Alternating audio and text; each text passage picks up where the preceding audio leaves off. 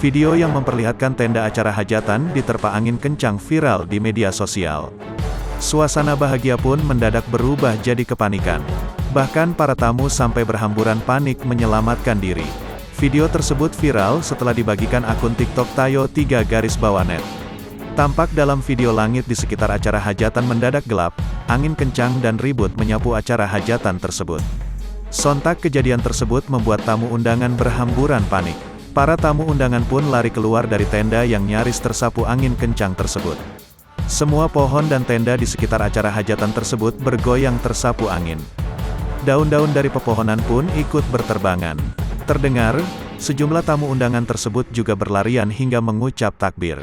Mereka panik dan menyelamatkan diri dari sapuan angin kencang di dalam tenda. Dalam video tersebut hanya tertulis narasi, "Bubar-bubar angin kencang."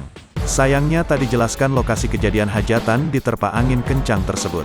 Unggahan tersebut pun ditonton lebih dari 4 juta orang. Warganet pun sampai membanjiri kolom komentar unggahan tersebut. Tak sedikit warganet yang turut simpati atas kejadian tersebut. Ada juga yang mendoakan agar para tamu undangan dan warga sekitar selamat.